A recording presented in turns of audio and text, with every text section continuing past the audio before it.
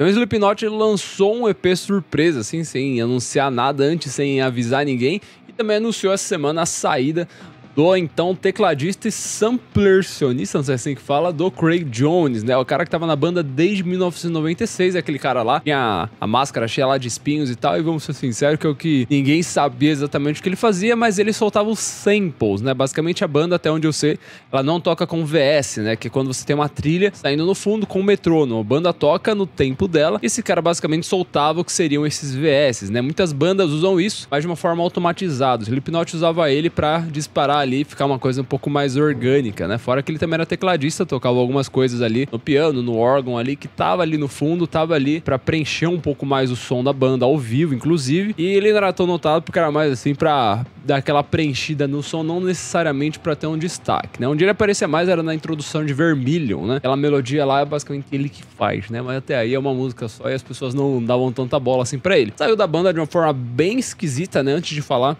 do novo álbum, né, o Otherrock, saiu essa semana, na verdade ele é não um álbum, né, ele é um EP. Antes de falar dele, eu vou falar do Craig Jones, né? Eu feito uma publicação no Instagram oficial do Slipknot, anunciando a saída do Craig Jones, assim, sem mais nem menos, sem dar muita explicação, só falando que ele estava fora da banda e acabava por aí. Sendo que algumas horas depois eles tiraram essa publicação e colocaram a foto de uma outra pessoa usando uma outra máscara que talvez seja da pessoa que vai substituir ele algumas horas depois. Então não sabemos o que aconteceu ainda, só sabemos que, enfim, até o momento o cara saiu da banda assim, sem mais nem menos, e já colocaram outra pessoa no mesmo dia, né? Algumas horas depois, e já, enfim, já tá aqui no Instagram deles a foto, sem também nem muita explicação de qual é o nome dele, se de fato esse cara vai substituir o Craig Jones, né? E nesse meio tempo, entre sai e entra de gente, eles lançaram também um EP, né? Que é o que eu falei agora há pouco, que é o Other, que é um EP bem diferente, digamos assim, né? Não é muito o que você espera de ouvir do Slipknot, né? Aquela parte um pouco mais antiga, né? Que era mais metal, aquela coisa de riff, de guitarra e bateria super assim, uma coisa mais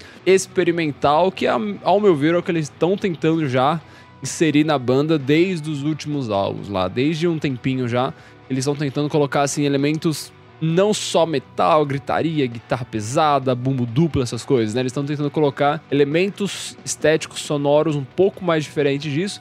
Em algumas músicas, inclusive, nem tendo essas coisas que eu falei. Às vezes até tendo uma coisinha ou outra ali, mas nada que, né, que você tá acostumado a ouvir com, sei lá, com Iowa ou com All Hope Is Gone, ou coisa do tipo, né? Segundo eles, esse álbum ele serve como complemento do último álbum que saiu de estúdio, né, o The End So Far, que saiu no final do ano passado, né? Eu acho bem curioso quando uma banda ela lança um segundo trabalho que serve como complemento daquele. A impressão que eu tenho às vezes é que faltou algumas músicas, eles não queriam deixar essas músicas de fora e lançaram como outro trabalho, enfim, sem dar muita explicação assim, na verdade, né? E bom, Other é o nome da primeira música, né? A faixa que inicia o último álbum, né? O The End So Far.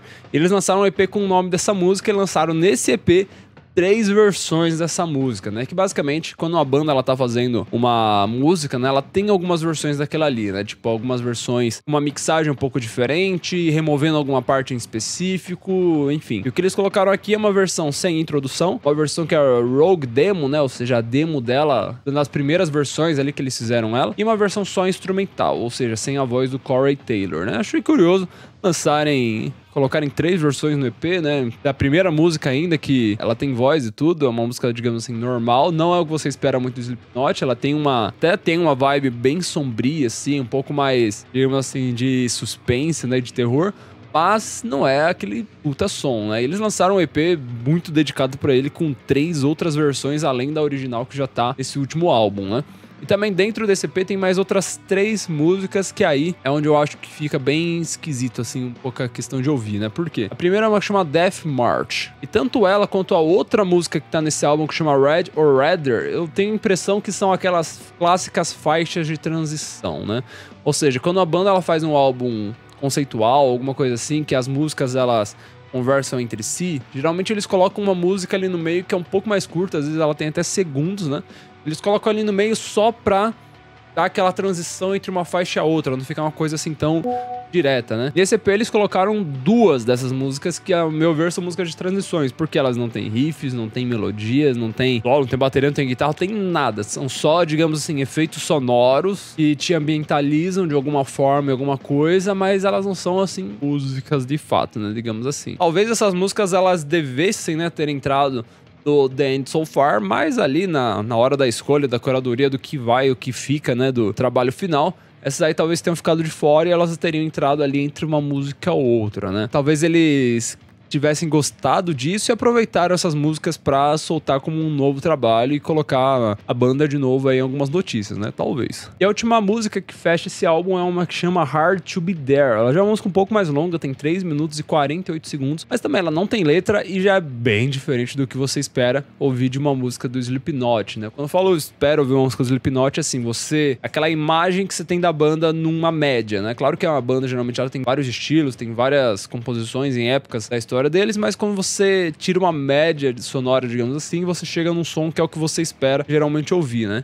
E essa música, ela é bem diferente, ela tem, cara, um coro de voz, ela tem piano a música inteira, o que é bem curioso, né? Tiraram o Craig Jones e ter uma música cheia de piano. Talvez esse outro cara, ele vai substituir ele de fato, mas, poxa, tirar o cara logo agora, quando ele ia ter um pouco mais de destaque pelos ouvintes, pelo menos. Claro que isso aqui eles nunca tocariam ao vivo, seria pelo menos uma música de abertura do show no máximo, né? Ou de encerramento quando acabe, só coloca alguma coisa pra tocar lá. Mas só quando agora as pessoas poderiam falar, pô, o Craig Jones está trabalhando na banda, né? Eles tiram ele. Enfim. Mas essa música também, apesar dela ter 4 minutos, ela não tem voz, ela não tem riffs, não tem nada. Ela é só, assim, uma grande vibe sinistra, né? Rola com uma percussão de fundo, que não chega a ser a bateria, né? Piano que fica tocando ela inteira e um coro que às vezes aparece e às vezes some, né? Esse EP, ele não trouxe só o álbum em si, ele trouxe também 2 clipes, né? Um pra música Adderall, que é a versão com a Rogue demo dela. Achei bem curioso isso. Lançaram um clipe com a versão demo dela, não com a versão que saiu no The End So Far. E também lançaram um clipe pra Death March. E esse clipe da Death March é bem louco, assim. É basicamente todos da banda em formato de manequim, né? De cerâmica, eu acho. E fica passando algumas imagens, uma hora eles explodem. É bem a cara do que o Slipknot, eu acho que quer passar, assim, como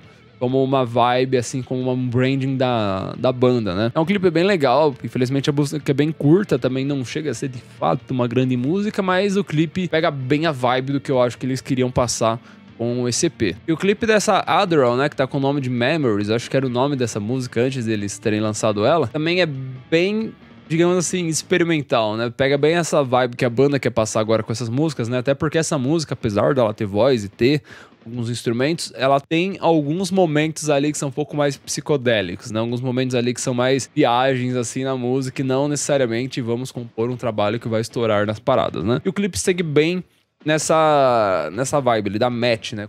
Tanto o som quanto o que a banda quer passar, né? Os 2 clipes, tanto da Death March quanto esse da Adderall, né, que tá com o nome de Memories, eles foram dirigidos pelo próprio Mr. Shaw Crahan, né, que é o Clown, né, do Slipknot, percussionista que tá lá também desde o começo da banda, né, um dos donos, até onde eu sei, né, ele é o Corey Taylor. Não sei se já é algo mais pensado, se eles estão querendo, né, criar essa nova identidade pra eles, né, porque o Slipknot sempre foi uma banda de, metal super pesado, guitarra dropada em lá, e riffs e bateria com bumbo duplo e muita coisa assim, gritaria e tal. E de uns álbuns pra cá eles estão colocando músicas, estão colocando faixas de transições, estão colocando coisas ali que não são necessariamente isso, né. É uma coisa assim, digamos, é como se fosse aqui o Slipknot e aqui fosse o Radiohead, eles estão querendo dar uma mistura um pouco das coisas, né. E acho que esse último EP aí, basicamente, é pra dar uma frisada nisso. Não tem nenhuma música super pesada, mas tem essa vibe, assim, mais sinistra, né, digamos assim, né, que eles colocam aqui. É um bom álbum. Acho que você vai ficar ouvindo ele, né, até porque tem 3 versões de uma música que já saiu anteriormente. E tem outras 3 ali no meio, que 2 não tem nem 1 minuto. E a outra são só efeitos sonoros por quase 4 minutos. Não é algo que você vai ficar ouvindo e depois vai ouvir, sei lá, Before I Forget. E falando em música, é sempre bom lembrar que a gente tem uma parceria aqui do Stagecast com o Estúdio Geek. Você tem o cupom STAGECASTBR e você ganha 15% de desconto na compra da sua peça, que vale muito a pena. Eu tenho aqui 2 camisetas, ó. Tem essa aqui do Red Hot Chili Peppers e essa aqui do Foo Fighters. Por que vale a pena? Porque primeiro que essas estampas, você vê que é um pouquinho diferente, né? Você não encontra esses desenhos em qualquer lugar. Você não encontra, sei lá, na Galeria do Rock, que geralmente você vai encontrar umas estampas meio que genéricas, né? A capa do álbum, o logo da banda e tudo mais, né? Essas aqui acho que são até exclusivas deles, né? O que é legal disso aqui? O caimento é super bom, o tecido é muito bom, e a qualidade da estampa é muito boa, e o preço é muito bom. Com desconto fica melhor ainda, né? Então, 15% de desconto nessas camisetas, como você pode olhar aqui na tela, tá aparecendo. Ou outras que eles têm, né? Eles não têm só de rock, eles têm de geek, tem de filmes, tem de séries, tem de desenhos, tem de várias coisas, assim, né? Você que gosta de cultura pop, gosta de boas músicas, com certeza você vai encontrar lá uma estampa que é muito a sua cara. Pra usar no rolê, isso aqui é perfeito, tá bom? Só clicar no link da descrição, fazer qualquer compra lá no site com o nosso cupom StageCashBR e você ganha 15% de desconto na sua compra.